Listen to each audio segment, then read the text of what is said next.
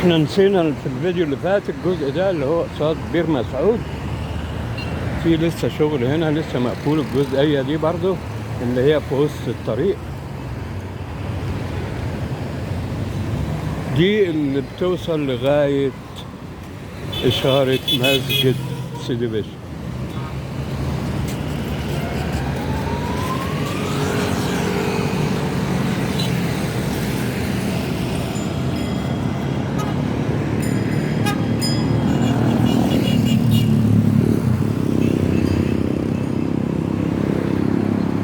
طبعا المنطقة حوالين نادي السيارات خلاص خلصت، فاضل بس الأرضية بتاعت الرصيف تتظبط،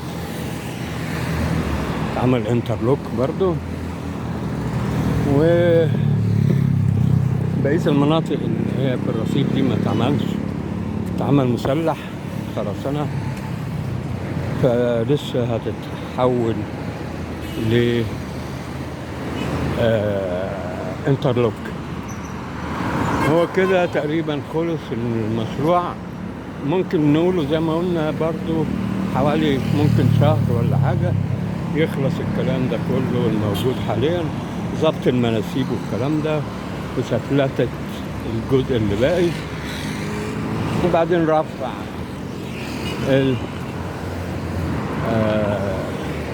وده لسه هيتعمل هنا جزيرة في المنطقة هنا،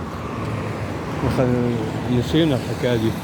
المفروض في جزيرة هناك اهي، دي هيبقى امتداد ليها هنا كده بين الطريقين او بين الاتجاهين، يبقى لسه في جزيرة هنا تتعمل. لا والله ده ممكن ياخد اكتر من شهر كمان. في جزيرة هنا لسه هتتعمل من هنا لغاية إشارة مسجد سيدي بشر.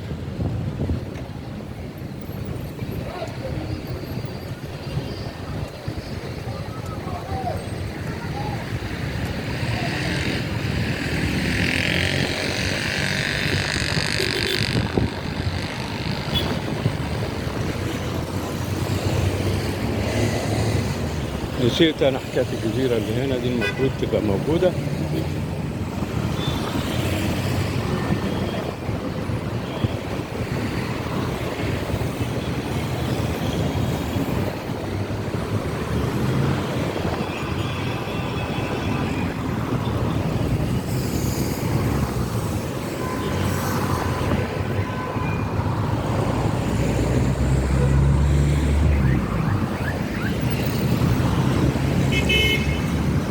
دلوقتي لبنان نقل في محل جنبيهم اهو، في العمارة اللي جنبيهم.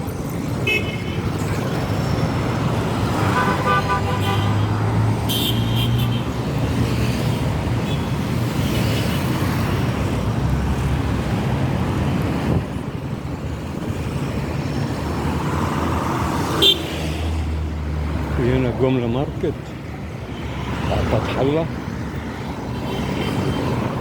والبنك الأهلي طبعا.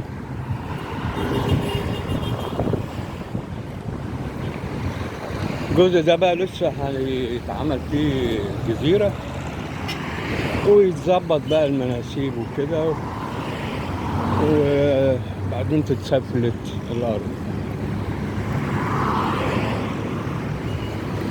أهم حاجة إن الطريق فاتح وشغال كويس.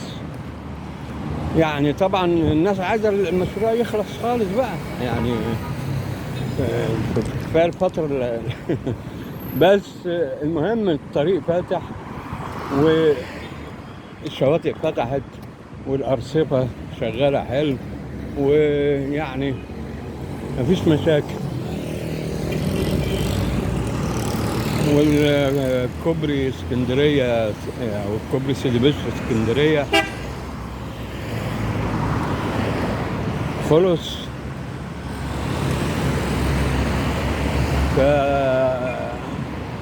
نقوله مثلا 95% من المشروع خلص، 95% يعني الحاجات اللي فاضلة تأكيد أقل من 10%.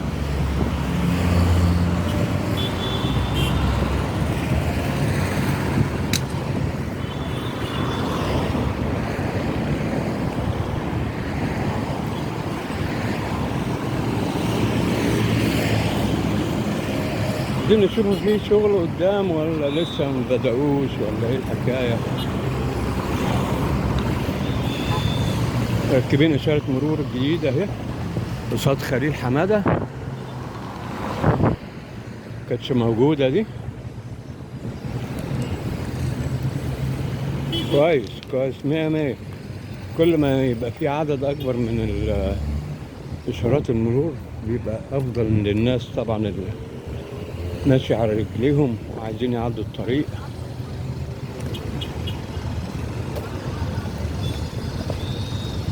هتتلغى طبعا إشارة مسجد سيدي بشر خالص.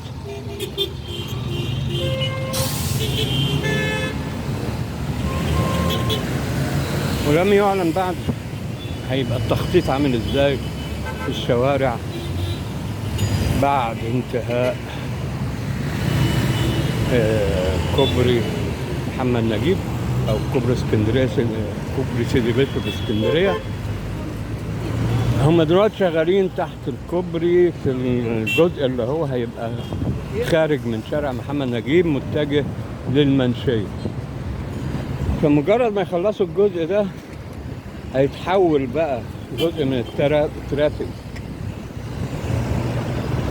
اللي جاي عشان يقفل إشارة سيدي بشر، اللي جاي من مثلا بوكلا سان ستيفاني بوكلا، جاي على ناحية ميامي وعايز يخش مثلا ناحية الحي، فهيفتح له انه يخش في يمين وبعدين شمال في شارع خالد بن الوليد، ومن خالد بن الوليد يتصرف بقى. يعني هو يعني المفروض، انا شايف كده بصراحة، المفروض شارع اللي هو مسجد سيدي بشر بين شركة الكهرباء وشارع خالد بن الوليد يبقى اتجاهين. ده هيعمل فرق كبير جدا يعني، وهو الشارع عريض يعني الشارع يستحمل انه يبقى اتجاهين 3 حارات على الاقل كل اتجاه. وبعدين شارع انه البكباشي برضو افضل وضع ليه انه يبقى اتجاهين حوالي 4 حارات كل اتجاه. ده هيفك أزمة جامدة جدا في المنطقة دي، هيغير حركة المرور وهيسهل عملية الانتقال في المنطقة دي. لا للأسف مفيش شغل هنا من أول إشارة مسجد سيدي بشر لغاية نادي السيارات، مفيش شغل لسه في المنطقة دي. المنطقة دي كلها لسه هيتعمل فيها جزيرة من أول إشارة مسجد سيدي بشر لغاية لغاية نادي السيارات، ويكمل بقى الجزئية الصغيرة دي بعديها. واحنا بما اننا بنتكلموا على إشارة مسجد سيدي بشر، يا ريت يسيبوها بعد ما يلغوا الخروج من شارع مسجد سيدي بشر في اتجاه بوكلا والمنشية، بوكلا سان ستيفانو والمنشية وكده، ليه تبقى إشارة مشاة. ما أصل الإشارة دي لو اتلغت خالص الناس هتيجي تعدي ازاي؟ والحتة دي معروف انها طول عمرها يعني سواء في الصيف طبعا مصيفين وكده، سواء في الشتاء الطلبة وكده الموظفين وغيره. ما ينفعش تتشال تتحول، هي لازم المفروض تتحول لإشارة مشاة تقفل عشان المشاة يعدوا، وبعدين تفتح ان شاء الله تقفل دقيقة واحدة بس عشان الناس تعدي في امان يعني.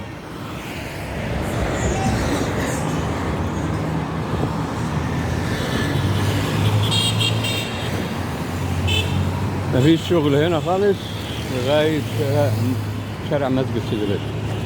طبعا هذه العربيات اللي خارجة من شارع مسجد سيدي بشر في اتجاه بوكلة لوران وسان ستيفانو والمنشية. طبعا زحمة، هم تلاقيهم كانوا واقفين بقالهم على الأقل دقيقتين 3 في الإشارة على ما تفتح.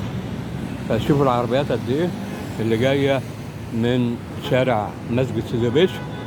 كل ده ممكن يتحول عند شركة الكهرباء، يحود شمال في شارع البكباش العسوي لغاية شارع محمد نجيب، ويحود محمد نجيب يعدي تحت الكوبري، يبقى ما طلعش على الكورنيش خالص وخفف عن الكورنيش. بس الإشارة دي موجودة عشان المشاة. هنشوف إن شاء الله الفترة الجاية إيه اللي هيحصل، وهنتابع مع حضراتكم، وربنا يسهل بإذن الله. ولا تنسونا في الاشتراك واللايك والشير عشان دايما بإذن الله نجيب لكم كل جديد على قناتكم، قناة اسكندرية مع ماجد المصري. والسلام عليكم ورحمة الله وبركاته.